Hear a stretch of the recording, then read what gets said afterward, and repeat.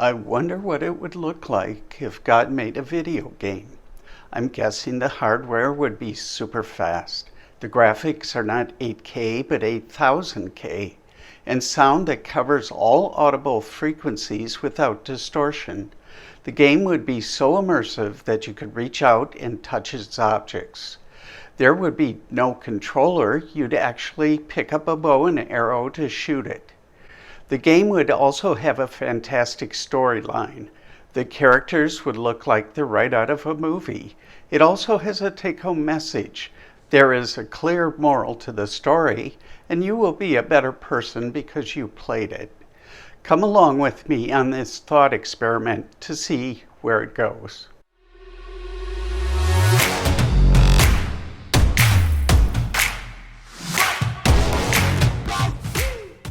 God's video game is more sophisticated than our current man-made ones. Both the hardware and software are so advanced that they barely are recognizable. One of God's improvements is to the information storage system. Our computers have binary memory cells. They hold two states, either a 0 or a 1. The number 1,000,000 is equal to this very large number in binary. It takes 20 memory cells to represent the number. God's memory cells are much more efficient. A single cell can hold hundreds of states. For example, if it holds 300 states, it only takes 2 cells to hold the values for the number 1,000,000. His computer memory cells also can move. They are not fixed on a two-dimensional circuit board, but constantly rearrange themselves in three-dimensional space. Thus, proximity alters which cells are most likely to exchange information. Where binary circuit boards have fixed connectors between them to transfer information, God's moving cells exchange information by bumping into each other and sending and receiving radio waves. Information exchanges via radio waves can occur over a distance of a millimeter or a mile. Here you see memory cell 1 passing information to cell 2 by bumping into it. This type of exchange occurs constantly between memory cells in close vicinity. As for radio wave information, molecule 3 sends information to 1 with a pulse, even though 3 and 1 are separated by a distance containing either other memory cells or empty space. God's graphics are at a resolution beyond those of your eye, and the signal doesn't originate from a screen, but directly from 3D objects themselves. You don't see a picture of a flower, you see light bouncing off something that has the shape of a flower. The vocal cords of animals generate sounds, not a speaker. Leaves blowing in the wind produce a rustling sound. You don't wear earbuds or headphones because the sounds vibrate your eardrums directly. Because you're fully immersed in the game, you can feel objects too. A rock has weight, and you can feel yourself throw it. You feel the sun on your face and cool water when you stick your foot into a lake. You're thinking, now wait a minute, a pulse of information sounds a lot like a pulse of energy between molecules.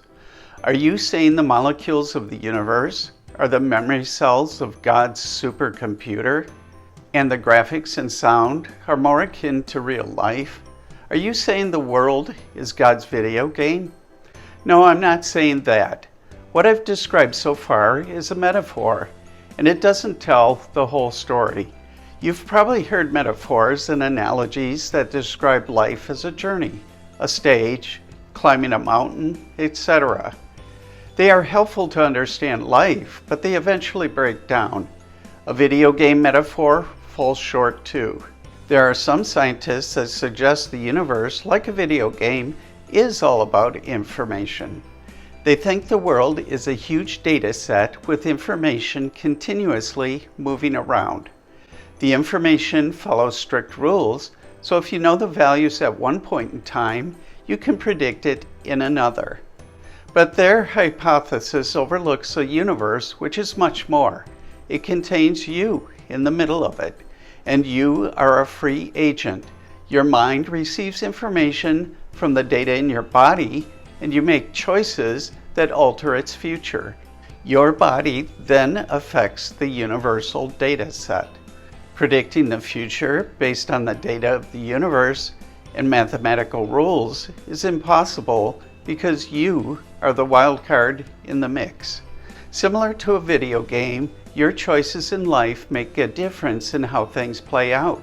For example, your choice in favor of generosity might result in a family eating dinner that day, or your unwillingness to be kind may cause offense and suffering for another.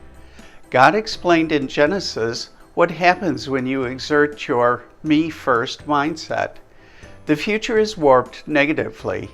The world was marred when Adam and Eve made a selfish choice. The story of the fall isn't about God being offended. It is about his disappointment that Adam and Eve would live the rest of their lives in a twisted universe. Every time you choose yourself over another, you are further distorting the universe. God allows you to make decisions even if they are self-serving ones, but me-first choices can cause pain. Keep thinking, and I look forward to your feedback. Please leave your comments and questions below or contact me at my email address. Until the next video, remember humility, thanks, and joy.